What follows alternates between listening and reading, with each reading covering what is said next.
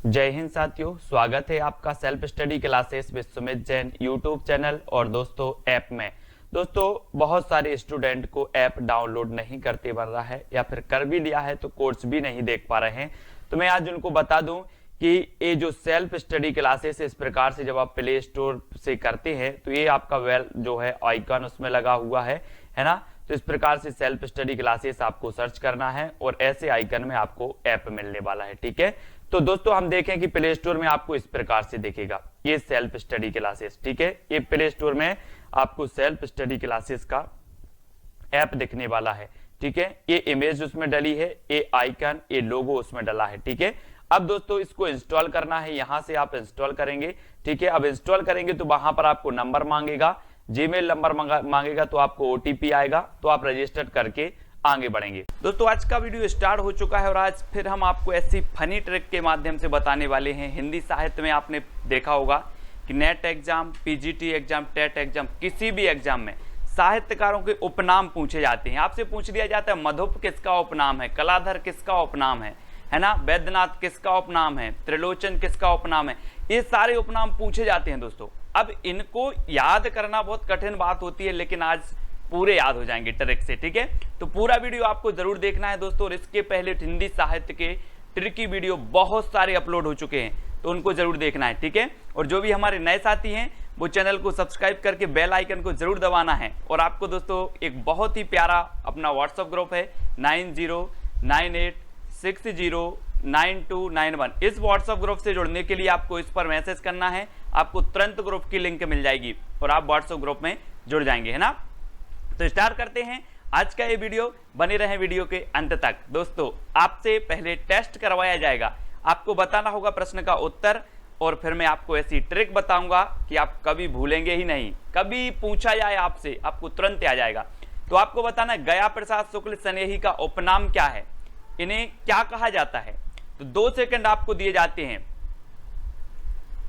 तब आपका बिल्कुल सही आंसर क्या हो जाएगा दोस्तों, क्या हो जाएगा, त्रिशूल। त्रिशूल यानी कि आ नंबर आपका बिल्कुल सही है। गया प्रसाद शुक्ल स्नेही का उपनाम क्या है, त्रिशूल, है ना। आपने फिल्मों में देखा होगा कि वो त्रिशूल क्या मारते, त्रिशूल मारते हैं, क्या मारते हैं, त्रिशूल मारते हैं। तो अपन बोले त्रिशूल गया, त्रिशूल गया, कहां गया, गया।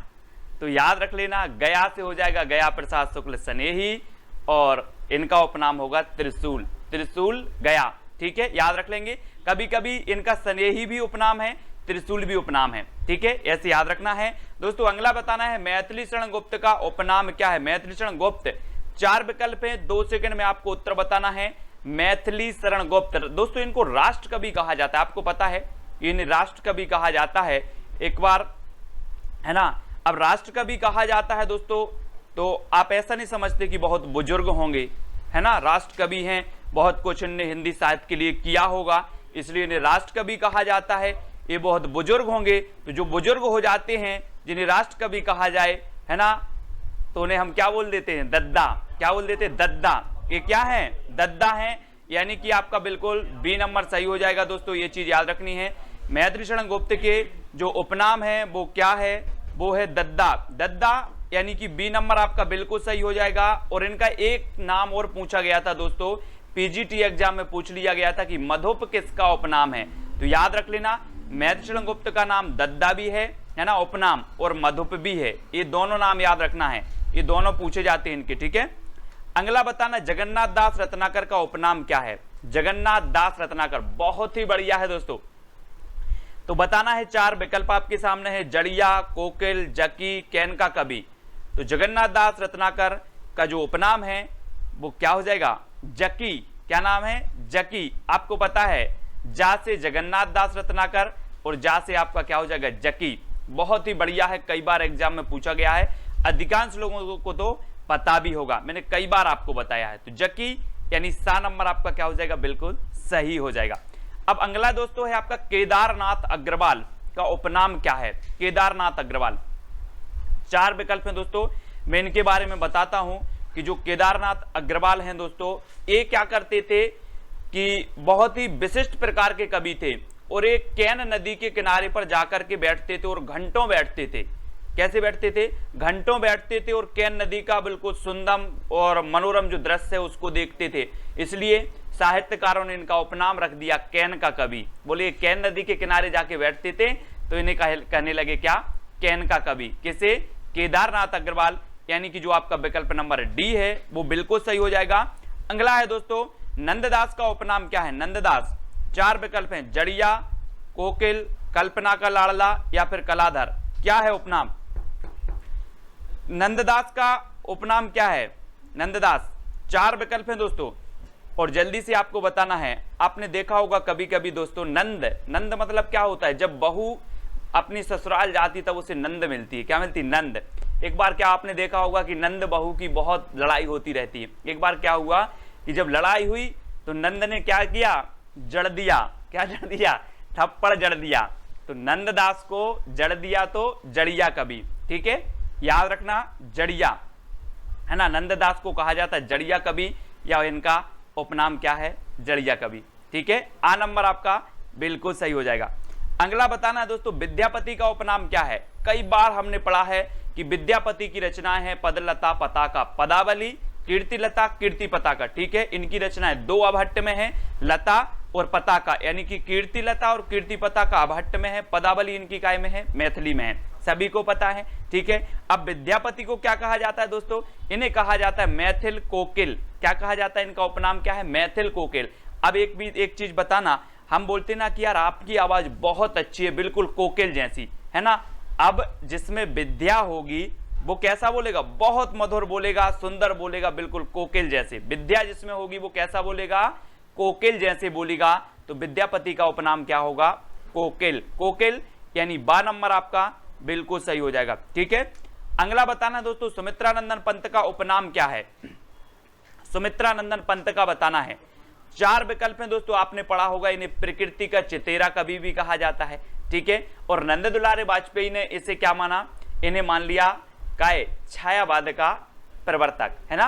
आपने पढ़ा है कि नंद दुलारे वाजपेयी ने छायावाद का प्रवर्तक किसे माना, तो सुमित्रानंदन पंत को। ईलाचंद्र जोशी ने छायावाद का प्रवर्तक किसे माना, जयशंकर प्रसाद को। रामचंद्र शुक्ल ने छायावाद का प्रवर्तक किसे माना, तो मुकुटधर पांडे को। ये क्वेश्चन आपसे पूछ ले जाते हैं, लेकिन यहां पर आपको बताना है कि सुमित्रानंदन पंत का उपनाम क्या है। तो इन्हें कहा जाता है दोस्तों कल्पना का कवि। क्या कहा जाता है, कल्पना का कवि, यानी कि सा नंबर। जी हां दोस्तों, सुमित्रानंदन पंत, हम कभी कल्पना करते हैं कि मुझे अच्छे मित्र मिल जाए, सुमित्र मिल जाएं। कैसे मित्र, सुमित्र मिल जाएं। कल्पना करके देखो, कल्पना करके देखो कि सुमित्र मिल जाएं। सु मतलब अच्छे, मित्र मतलब मित्र, अच्छे मित्र मिल जाएं। तो कल्पना का कवि या कल्पना का लाड़ला जो कहा जाता है दोस्तों, वो सुमित्रानंदन पंत को कहा जाता है। ये चीज आपको याद रखनी है, बहुत ही बढ़िया है। अगला है, जयशंकर प्रसाद का उपनाम क्या है। ये तो कई बार पूछा गया है दोस्तों, मैंने आपको याद भी करवाया है कि अगर आपको कोई कला प्राप्त करनी है, कला प्राप्त करनी है तो पहले जाओ शंकर जी की पूजा करो, है ना। फिर आपको क्या हो जाएगी, अच्छी बुद्धि आएगी और आप कला प्राप्त कर लेंगे। क्या प्राप्त कर लेंगे, कला।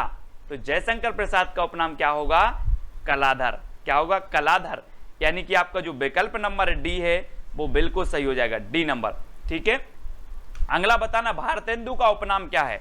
भारतेंदु दोस्तों, आपने पढ़ा होगा कि भारतेंदु जी का जन्म हुआ 1850 में। ठीक है, भारतेंदु जी का जन्म हुआ और 1850 से 1885 में इनकी मृत्यु हो गई, मात्र 15 साल में। लेकिन इतना बड़ा साहित्यकार दोस्तों कि उनके नाम पर ही एक युग का नाम रख दिया गया, भारतेंदु युग, है ना। तो भारतेंदु का उपनाम बताना है। और आपको पता होगा दोस्तों कि आज के युग में पूरे विश्व में जो भारत है वो क्या है, कन्हैया है। कन्हैया, बोले कलयुग का कन्हैया कौन है विश्व में, तो हमने बोल दिया भारत। कलयुग का कन्हैया कौन है, तो भारत। और भारत से क्या बनेगा, भारतेंदु। भारतेंदु का उपनाम है कलयुग का कन्हैया, यानी कि जो आ नंबर है वो आपका क्या हो जाएगा, बिल्कुल सही हो जाएगा। हम पूछेंगे कलयुग का कन्हैया कौन है, तो आप बोलोगे भारत, यानी कि भारतेंदु। ठीक है, आ नंबर आपका बिल्कुल सही होगा। अगला बताना, राम वृक्ष बेनीपुरी का उपनाम क्या है दोस्तों। राम वृक्ष बेनीपुरी आपने बहुत अच्छी इनकी पढ़ी होंगी दोस्तों, माटी की मूर्तें। माटी की मूर्तें एक रचना पढ़ी है, मैंने आपको याद करवाया था कि लोग माटी की मूर्तों को वृक्ष के नीचे विराजमान कर देते हैं, माटी की मूर्तों को वृक्ष के नीचे विराजमान करते तो माटी की मूर्तें वृक्ष से राम वृक्ष बेनीपुरी की रचना हो जाएगी। लेकिन इनका उपनाम क्या है दोस्तों, मैं आपको बता दूं कि जो कलम बनती है, कलम आपने देखी वो क्या बनती, वृक्ष की लकड़ी से बनती, वृक्ष की कलम वृक्ष की लकड़ी से बनती है, ठीक है। तो राम वृक्ष बेनीपुरी का जो उपनाम है वो क्या है, कलम का जादूगर। ये कलम के जादूगर दे दोस्तों, क्या थे, कलम का जादूगर। अब यहां से बहुत सारी रचनाएं पूछी जाती हैं दोस्तों, कलम का सिपाही, कलम का जादूगर, कलम का मजदूर, कंफ्यूज नहीं होना। जादूगर कहा जाता है किसे, राम वृक्ष बेनीपुरी को, क्योंकि कलम का ही जादू होता है और कलम कैसे बनती है, वृक्ष से बनती है, वृक्ष से, है ना। अपन लकड़ी काटते उसकी कलम बनाते हैं। तो याद रख लेना, आ नंबर आपका बिल्कुल सही हो जाएगा। अगला है दोस्तों पुष्पदंत का उपनाम क्या है, पुष्पदंत। तो आपने देखा होगा दोस्तों पुष्पदंत ने एक ग्रंथ लिखा महापुराण, और महापुराण में इन्होंने 63 सलाका पुरुषों का वर्णन किया है। कभी कभी पूछा जाता है कि निम्न में से बताइए कौन से ग्रंथ में 63 सलाका पुरुषों का वर्णन है, तो महापुराण में है ना। और दोस्तों आपको पता है कि पुष्पदंत ने अपने आप को उपाधि दी थी अभिमान मेरु की, है ना। कभी कभी पूछा जाता है निम्न में से बताइए कि किस कवि ने अपने आप को अभिमान मेरु की उपाधि दी थी, तो वो दी थी पुष्पदंत ने। इसलिए पुष्पदंत का जो उपनाम रख दिया गया वो क्या रखा गया, अभिमान मेरु। अभिमान मेरु यानी कि जो बी नंबर है वो बिल्कुल सही हो जाएगा। और मेरु येरु जो होते हैं ना, पर्वत मेरु, वहां पर पुष्प बहुत मिलते हैं दोस्तों, विभिन्न प्रकार के पुष्प मिलते हैं मेरुओं पर, तो अभिमान मेरु पुष्पदंत, बी नंबर आपका बिल्कुल सही हो जाएगा, ठीक है ना। माखनलाल चतुर्वेदी, दोस्तों माख लिख गया यहां पर, माखनलाल चतुर्वेदी का उपनाम क्या है। 4 विकल्प हैं दोस्तों। मैं आपको बता दूं कि भारत की प्रत्येक आत्मा, भारत की एक एक आत्मा चाहती है कि मुझे रोज माखन मिले, रोज माखन मिले। भारत की आत्मा, एक एक आत्मा चाहती है कि मुझे माखन मिले, तो क्या कहेंगे इसे, एक भारतीय आत्मा, एक भारतीय आत्मा चाहती है कि क्या मिले, माखन मिले। तो माखनलाल चतुर्वेदी को कहा जाता है एक भारतीय आत्मा, यानी कि आपका सी नंबर बिल्कुल सही है। अधिकांश लोगों को बिल्कुल सही पता होगा, लेकिन वैसे भी याद कर लें, रिवीजन हो जाएगा। केशव दास का उपनाम क्या है दोस्तों, केशव दास। आपने पढ़ा होगा दोस्तों कि केशव दास जी की एक रचना है रामचंद्रिका, रामचंद्रिका इनकी रचना है। ये रचना भक्तिकाल की रचना है, इसलिए केशव दास को भक्तिकाल और रीतिकाल दोनों का कवि कहा जाता है। और इनकी रामचंद्रिका जो रचना है भक्ति काल की है, और इसे क्या कहा जाता है, छंदों का अजायब घर। आपने पढ़ा होगा। लेकिन केशवदास जी का उपनाम क्या है, तो मैं आपको बता दूं कि इन्हें कठिन काव्य का प्रेत कहा जाता है। क्या कहा जाता है, कठिन काव्य का प्रेत। और दोस्तों आपको पता होगा कि कठिन काव्य है ना, बहुत कठिन होता है केस को सुरक्षित रखना, केस, ठीक है। तो केशवदास को कठिन काव्य का प्रेत कहा जाता है, कई बार पूछा गया है। अगला बताना है दोस्तों, राजेंद्र बाला घोष का उपनाम क्या है। बंग महिला, उपन्यास सम्राट, एक राष्ट्रीय आत्मा, या फिर इंद्रियता का कवि। राजेंद्र बाला घोष आपने कई बार पढ़ा होगा। राजेंद्र बाला घोष का उपनाम क्या है, तो क्या है उपनाम, क्या है, बहुत बढ़िया, है ना। राजेंद्र बाला घोष, ये इन्हें कहा जाता था बंग महिला, है ना, यानी कि बंगाल की महिला। ऐसे याद रख लें, राजेंद्र बाला घोष कहाँ की महिला है, बंगाल की महिला, ठीक है। तो राजेंद्र बाला घोष का उपनाम क्या होगा, बंग महिला, है ना। इनको याद रखेंगे, बंग महिला इन्हें कहा जाता, बहुत ही बढ़िया है, कई बार पूछा गया है। अगला बताना है प्रेमचंद का उपनाम क्या है। प्रेमचंद का उपनाम बताना है। प्रेमचंद जी, है ना, आपको पता है कि इन्हें क्या कहा जाता है। इनके उपन्यास हैं सेवा सदन, कर्म भूमि, गबन गोदान, निर्मला, है ना। ये सारे के सारे उपन्यास हैं, कई बार पूछे जाते हैं। और इनका एक अधूरा उपन्यास है मंगलसूत्र।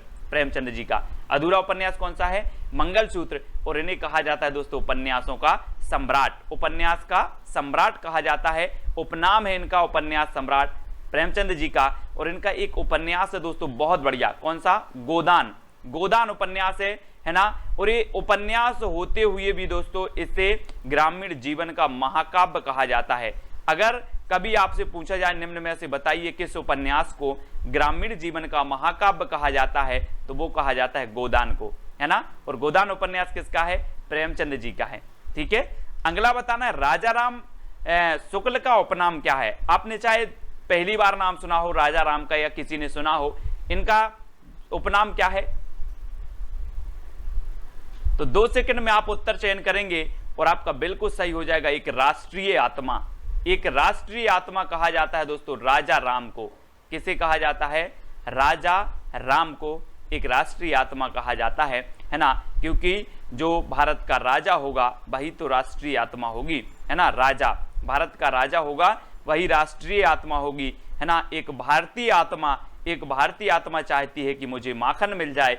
एक राष्ट्रीय आत्मा कौन होगा? तो राजा होगा, है ना। तो राजा राम, राजा राम याद रख लेना, राजा राम एक राष्ट्रीय आत्मा। ठीक है, अगला बताना गिरजा कुमार माथुर का उपनाम क्या है दोस्तों? गिरजा कुमार माथुर, आपने रचना बहुत सारी पढ़ी होंगी दोस्तों, गिरजा कुमार माथुर की भी पढ़ी है ना। और तो एक रचना है इनकी, मैं वक्त के हूं सामने, मैं वक्त के हूं सामने, एक रचना जिसे साहित्य अकादमी पुरस्कार भी मिला है। और मैं वक्त के हूं सामने, बोले मैं वक्त के हूं सामने, बोले सामने क्यों हो? गिरजा, सामने क्यों हो? गिरजा। तो मैं वक्त के हूं सामने किसकी रचना होगी? गिरजा से, गिरजा कुमार माथुर। अब गिरजा कुमार माथुर का उपनाम क्या है? तो इनका उपनाम है दोस्तों ऐन्द्रियता का कवि। ऐन्द्रियता, कभी आपसे पूछा जाए ऐन्द्रियता का कवि किसे कहा जाता है, तो बता देना कि मेरी जो एक इंद्री है, मेरी जो इंद्री है एक, वो क्या हो गई? गिर गई है, गिर गई है। तो गिरजा कुमार माथुर को ऐन्द्रियता का कवि कहा जाता है। बोले इंद्रियां तो यार गिर गई, इच्छा ही नहीं होती कोई चीज खाने की पीने की, है ना।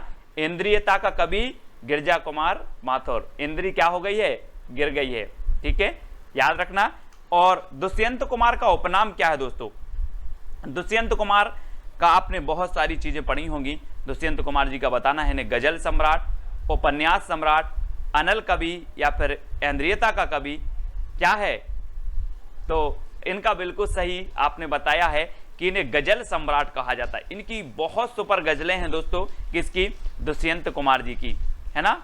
एक कंठ बिस्पाई इनकी एक रचना है, एक कंठ बिस्पाई, जो हमेशा पूछी जाती है और ये दुष्यंत कुमार जी की है। ठीक है, ये याद रखना है।